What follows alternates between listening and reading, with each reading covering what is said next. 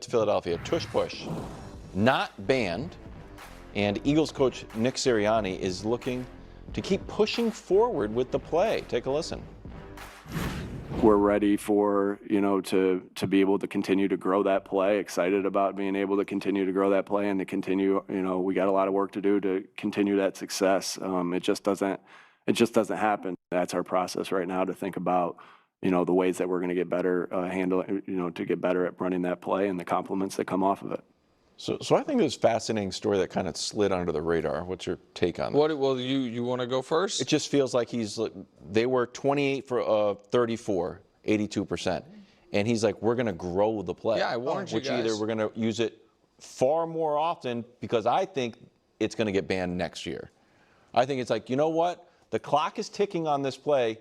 There's no use in trying to hold anything back.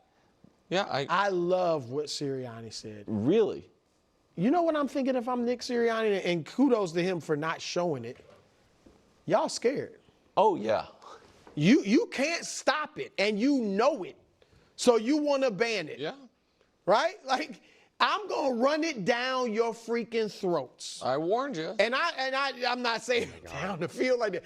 I'm going to run it down your throats. You don't like it now? I'm going to punish you because you think you can't stop it. It is a mental advantage. It's not just a physical advantage. It is, I'm lining up, you're lining up, man to man, you know what's coming, and you still can't stop it. And for the growth, this is what I think he means for the growth. I do think maybe they run it more than they did last year just because y'all scared. Yeah. Right, we're going to punish you. But also, Nick, passes off of it, tight end veers, you know what I mean? Everybody thinks we're doing this. We've seen him do that a few times. Yeah, but I think he even said the compliments of it. Yeah. Pitches, like everybody thinks this is coming. We got to master how to get a pitch to Saquon, or a little pass. Like, there's a lot you can do off it. I hope it's not the last year of it, but maybe it is. But I agree with what he's talking about. When the NFL's never been more popular and the ratings have never been higher, the more things you can do to make it look like another sport, it's definitely great. And it's why they're not going to do it all the way down the field. Here's what all the way down the field, no. Do I think, I said this before he gave this quote, that if you are the Philadelphia Eagles and Saquon Barkley breaks a run and gets tackled at the 6-yard line, and you have first and goal from the 6, do I think, I thought this already, and now he's putting voice to it, that they might say, what's 6 divided by 4, 1.5? We averaged 2.5 yards on this play. First and goal from the 6, tush push it. Because then it'll be second and goal from the 3.5, tush push it. And then it's third and goal from the 1, and you have two chances at it. Which, that is that makes sense. That makes sense. It's within the rules. His job's to win. Got it. I don't even blame him for it. I blame the 10 owners that voted to keep it. I guess the 9. Didn't Jason 22 Kelce, to 10. Here's why that might not happen. Didn't Jason Kelce say he didn't like running the tush push? Well, it was weird. He then also, in defending it, said, I would come out of retirement if all I had to run was tush pushes.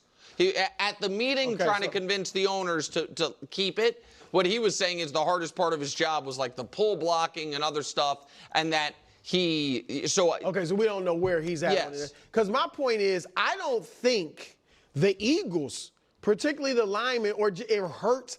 I don't think they want to do it a ton. Well, because it feels like a dangerous play, but it's not though. It just seems, I don't know. I just can't imagine they want to do it. Well, I mean, I'm just basing off what Nick Sirianni said. I totally agree. Here's the Eagles schedule. I'll circle some games for you. First one I'm going to circle is November 10th, week 10 at the Packers, since they led the charge on trying to get it banned. Predict how many times they're going to do it? I think they're going to run it a lot. Off of a bye, everyone feeling good? Great. We're in your building. We are going to run it like crazy. Now, week 11, the funny thing about the Lions, here the pro tush push teams were Eagles, obviously, Ravens, Browns, Jags, Dolphins, Patriots, Saints, Jets, Titans, and the Lions. So every team on that schedule voted for the tush push ban except the Lions. So I think the Lions, you know what? You might get a reprieve on it. And then, of course, week 13, November 28th. Oh. Well, that's Ben Johnson. Oh, you don't think it's an explosive play? How about what if we run it 4 times for 12 yards? Yeah, well, I thought you were going to go a different way. Go. Which is when Sirianni's talking about, what did he call it? Options off it? Or the compliments to it. Yeah. The way to make it an explosive is if you have, 3rd and inches at midfield, and this is where we've seen them do this before. They haven't done it much when it's 4th down, but the few times they've run it on 3rd and short are some of those times is when we've seen the pitch to Saquon or the turn it into a pass. Like, that's when it would be an explosive play to stick it to Ben Johnson. No, I also think they're going to like it. I also think they'll run it against I thought you were going to say week 2 against Kansas City. Well, they'll run Like, I think Philadelphia. that's a good way since Kansas City stopped Buffalo. Yeah, and because if you're the Eagles have, for the time being, graduated out of the NFC East rivalries. I know those are hated longtime rivalries, but I think the Eagles look at the Chiefs as their rival. They've played in 2 of the last 3 Super Bowls. Chiefs won 1, they won 1. Like, I know the Chiefs technically aren't the AFC favorites, but they are. You know what I mean? Like, those are the 2 teams, and so them being able to, reassert themselves immediately. Yeah.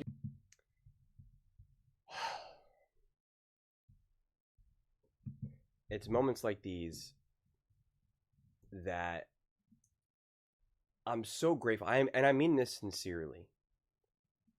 I'm so grateful for how my mind works, that I do not get wrapped up in the nonsense of whatever that was. I mean,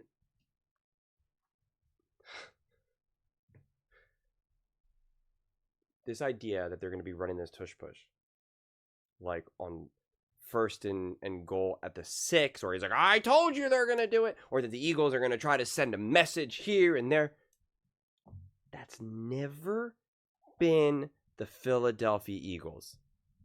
They just go and try to win games. That's all they do. I talked about this before in previous videos. You can go back and see a lot of these other teams, and the Lions being one of them and the Chiefs being one of them, especially when the Chiefs had Tyreek Hill and Travis Kelce, they tried to send messages. They tried to reassert their dominance and this and that. That's not what the Eagles do. It's not what the Eagles have ever done. I went back and there was a game against the Bengals with the Chiefs when the Chiefs were rolling. It was like 45 to whatever, to like nothing practically. And you had Patrick Mahomes throwing the ball like 40 times. Right? Like, that shows you how they were just trying to do yards, points. It was like, let's keep this party going. It's not who the Eagles are. It's not who they've been. It's not who they are.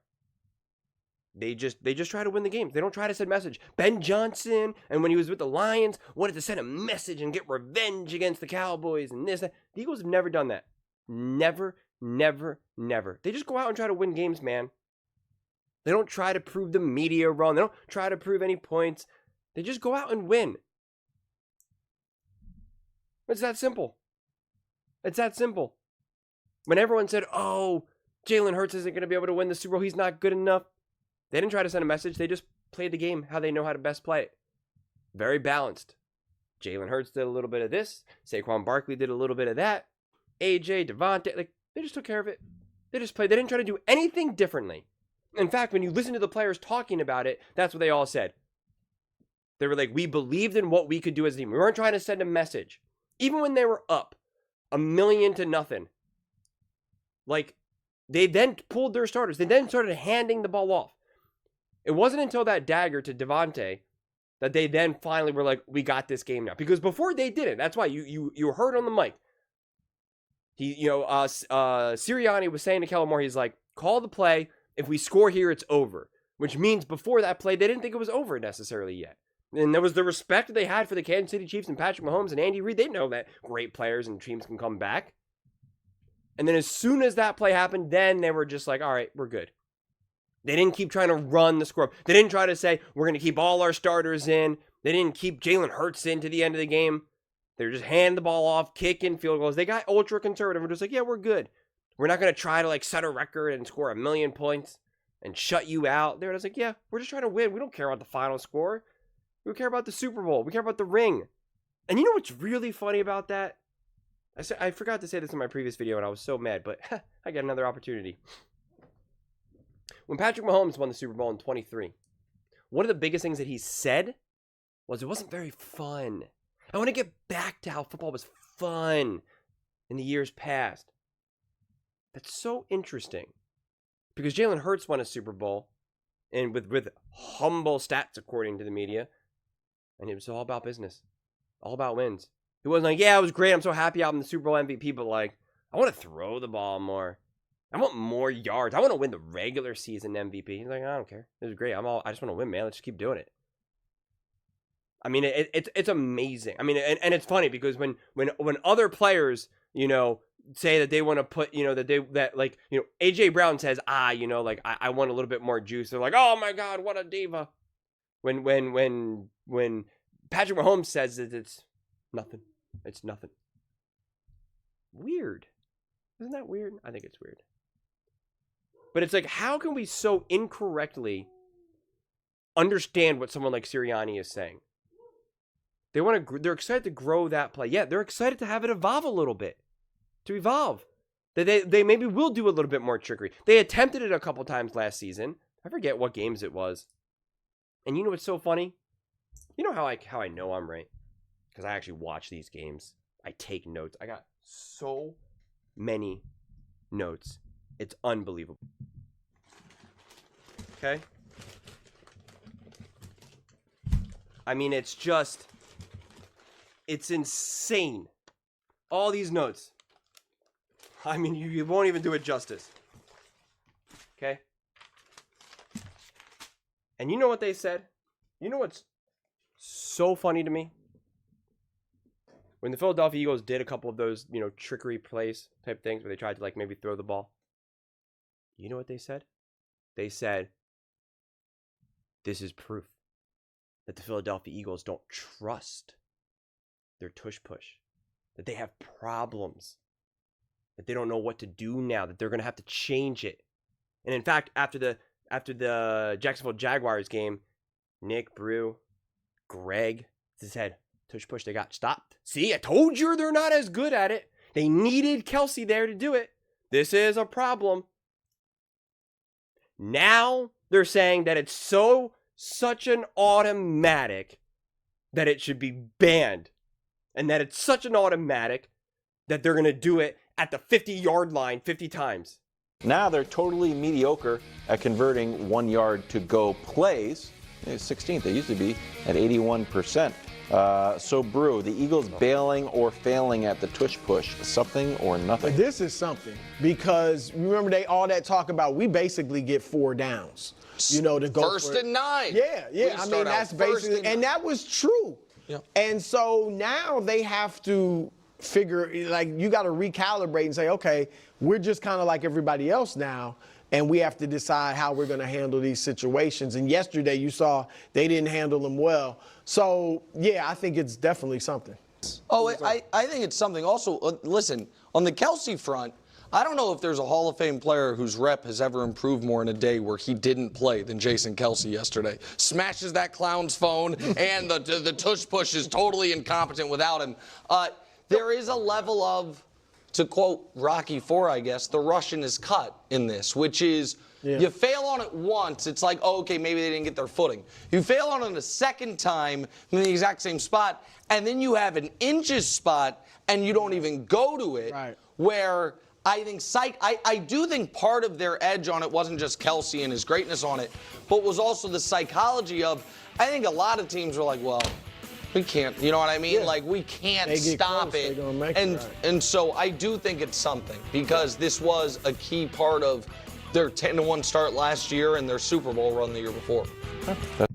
This is, I'm in bizarre world right now. Isn't that funny? You were so confident last season that it wasn't working. That's why they were doing like other variations of it. That the Jags showed that they could stop it. Isn't that so funny? I also remember Nick Wright saying in 23, when the Eagles, before the Eagles played the Chiefs, The Chiefs know how to stop the tush push, but they're not going to show it. They're not going to prove it to the Eagles because they're going to save it in case for the Super Bowl. Weird. That's convenient. And he also said if they do know how to stop it, they might show everyone so they can let everyone know that it's actually bad for the Eagles to play the Chiefs that early on in the season because now there's all these games that give the blueprint to how to stop the Eagles. So it's like so weird how we keep twisting these narratives in ways that fit whatever we just make up in our minds. Weird. I feel like I'm in Inception or something. But just like I think. I mean, it's so ridiculous at this point. I mean, it really is.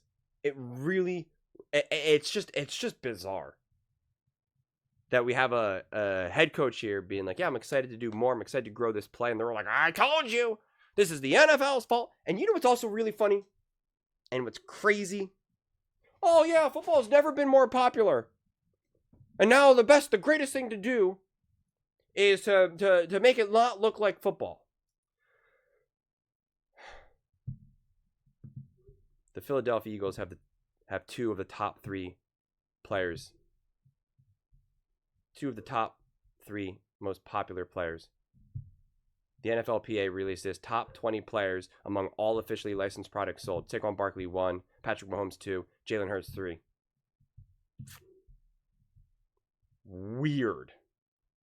So you mean to tell me that the Philadelphia Eagles are most popular? They have one of the most watched teams in the NFL, and they've been that way. They were part of the most watched Super Bowl in Super Bowl history. They broke records all last year. Saquon Barkley is on Madden. Really? Like you want to think that the Philadelphia Eagles are somehow hurting the popularity? You know what's really bad for the popularity of the sport? Is people watching the game and seeing bootleg calls go in favor of the Kansas City Chiefs. That turns people away.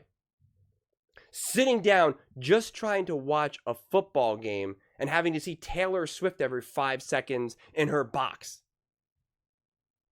That's really off-putting. Trying to just simply watch the Chiefs versus the Jets and we have to see Ryan Reynolds and Blake Lively and Taylor Swift like anyone really actually cares. Like the people that are actually there to watch the game actually care about any of that. That's bad product. Watching a playoff game and having Joe Buck and Troy Aikman say, oh my gosh, this is an awful call, and have it go in favor of the Chiefs. Have the official TV ref be like, this was the wrong call, and saying it not once, not twice, but multiple times. That is bad for TV. Having to come on Monday, Tuesday, Wednesday after games being like, were the Chiefs fortunate to get the bad call in their favor, and have everyone try to be like, no, it's fine. Hey, this is normal. No, it's not that. It's That's bad for TV. Not the tush push. So we can keep making stuff up. The Philadelphia Eagles literally having the most electric offense in playoff history, scoring the most points in playoff history, scoring the most points in NFC Championship game history, and having one of the most dominant, devastating Super Bowl performances of all time. Giving Patrick Mahomes this. Mahomes' 17 passing yards were his fewest in the first quarter this season. He was averaging 57 entering the game. The Chiefs had 14 yards on their first 5 drives, the fewest yards they've had on their first 5 drives of any game started by Mahomes, playoffs or regular season. Mahomes threw his first postseason pick 6 against Cooper DeJean on the 38-yard interception, put the Eagles ahead 17-0 with 7:03 left in the first half. Mahomes became the first quarterback in Super Bowl history to take consecutive sacks before throwing a pick 6 in a span of 3 plays. For the first time in his career, Mahomes threw 2 interceptions in the first half of a playoff game. Mahomes' 43% completion percentage in the first half was the second lowest rate in the first half in his career, better than only his 42% completion percentage versus the Chargers in Week 2. Mahomes finished the first half with 33 passing yards. The fewest he's had in the first half of any game. Mahomes was 1 for 6 with 2 interceptions on passes of more than 5 air yards. 1 for 6 with 2 interceptions on passes of more than 5 air yards. You know what's so funny about that? All season long I said Patrick Mahomes keeps throwing the ball such short little passes. And then he's done it for pretty much his whole career. He consistently has one of the shortest average depth of targets. So, less air yards and the highest in the NFL in yards after catch. And when he had to throw the ball over more than 5 yards, which, let's be honest here, anyone can do, or when anyone can throw less than 5 yards, when he was asked to do a little bit more, 1 for 6 with 2 interceptions. He was 14 of 22 with a touchdown on those throws for his career in the postseason prior to Sunday. He became the second quarterback in Super Bowl history. Oh, is this a good stat? To throw an interception on consecutive pass attempts. The Chiefs didn't cross midfield until their 10th drive, snapping a 9-drive streak. The longest by any team in Super Bowl history. You know what's so funny about that? Leading up to that Super Bowl, all last season, all I did was hear Nick talk about how the Kansas City Chiefs are the best team ever, and this is the dynasty, that they're unstoppable, and kept saying they haven't lost since November of last year. They haven't lost. Their playoff streak is the greatest playoff streak in the history of the NFL. They're the best. They're the greatest. You're right. They are one of the greatest at having one of the worst Super Bowls in NFL history. The Chiefs' stretch of 9 possessions without scoring was their longest with Mahomes starting, regular season or playoffs. Mahomes was sacked 6 times, the most he has taken in any game of his career, regular season or playoffs. Mahomes is the second quarterback in Super Bowl history. That's got to be pretty good too, right? To take 6 sacks against 4 fewer pass rushers. Patrick Mahomes had 42 dropbacks without being blitzed, the second most in Super Bowl history. A starting quarterback has faced 0 blitzes in Super Bowl 5 times previously, but none since the Chicago Bears' Rex Grossman in Super Bowl. Mahomes was 3 for 8 for 43 yards with a touchdown and interception while under pressure. Yikes. We also know some of those stats are still juiced because they were going up against, confetti in the air. So, yeah. Do you think maybe that's why people are a little bitter?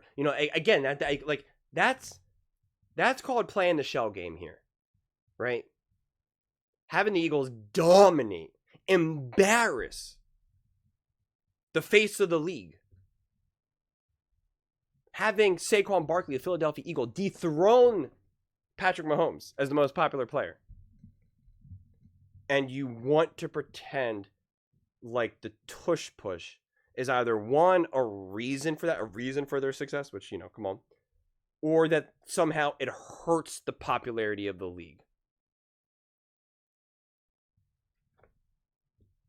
You know how crazy that is? And you want us to just not remember. You want us to keep talking about the tush push and how ridiculous it is and how out of control it is. When we could be talking about how Patrick Mahomes, because the Philadelphia Eagles had one of the worst days of his life in football. And it was in the Super Bowl. And it will always forever be a massive stain in his career. Like, that's just the reality. I mean, he has Super Bowl records now for being awful. I mean, come on. That's not good. How many NBA records does LeBron James or Michael Jordan or Steph or any of these guys have that are just like awfulness? How about Tom Brady? Does he have a lot of like really bad, ugly records? No. Not really. So yeah. I don't know. Isn't it kind of crazy to think, though, that arguably Patrick Mahomes' worst game of his career was during the most watched Super Bowl in NFL history? It's funny. This is why people think that I'm a Mahomes hater, and I'm really not. Like, I literally, before this video, I just had a whole video defending Mahomes and the Chiefs and their offense and how it's not going to be that bad and blah, blah, blah, blah, blah, blah. But when you come with this nonsense and you want to try to pretend that something exists when it doesn't, about like the Philadelphia Eagles and the tush push and how they're going to manipulate this and how they're going to send messages and this and that, and it's just like, it's just bonkers. It's just ridiculous at this point. I mean, it just is. It just is. And again, you know what's crazy to me is, like, again, you talk about what's bad for the sport and this and that. And again, like I said, about like the bad penalties that were, you know, on favor of the Chiefs and whatnot. It's just funny to me because when that happens in the moment, people talk about it, but then like after the Super Bowls and whatnot, like nobody was talking about it. Like that's what's interesting to me. If the Chiefs, like they talked about it after the games and stuff, and it was like a legitimate conversation, which is bad. But if the Chiefs ended up winning the Super Bowl, nobody would talk about it. Nick Wright and they would not be talking about it here. They not would be saying, does the NFL need to change to robo officiating or something? There wouldn't be like all this talk. But the Eagles win the Super Bowl, and it's just like, what are we doing about this tush push? I mean, if they ran the tush push like 10 times in the Super Bowl, I could understand. If it was 1st and 10 at the 10, you know, 1st and goal at the 10, and they just kept running the tush push, and that's how they scored their touchdowns, and it was just like, oh my God, we can't stop this, I could understand. I could understand. But like, let's be serious here. Let's be serious here. The Eagles were an all-time great team. They were dominant. They won big. They were great throughout the whole season. And that's what happened. End of story. Live with it. Deal with it. Accept it. Acknowledge it. It's going to be okay. But trying to inflate this tush, but I told you so. Well, you know, I told you Patrick Mahomes wasn't invincible. And he, you know, I mean, Nick Foles had a better Super Bowl than Patrick Mahomes. Joe Flacco had a better Super Bowl than Patrick Mahomes. You can make the argument that Jared Goff had a better Super Bowl than Patrick Mahomes. Like, that's kind of a weird thing. Trent Dilfer had a better Super Bowl than Patrick Mahomes. Weird. But those are just my thoughts. I'd absolutely love to hear yours. What do you guys all think about the Philadelphia Eagles and the tush push and how they're excited to grow that play and what that actually means? Let me know in the comments below. I read every single comment, so whether you agree with me or disagree with me, either way, let's get in some discussions, let's get in some fights, but ultimately, let's just have some fun. And please do consider subscribing. We're building an amazing community here. I absolutely love to see you part of it. I want to build something that we all genuinely feel connected to. Something that we're really excited to be part of. I think we're all on our way to doing it. And please don't forget to give this video a thumbs up, as it really does help with the visibility and the algorithm. Thank you so much. See you next time.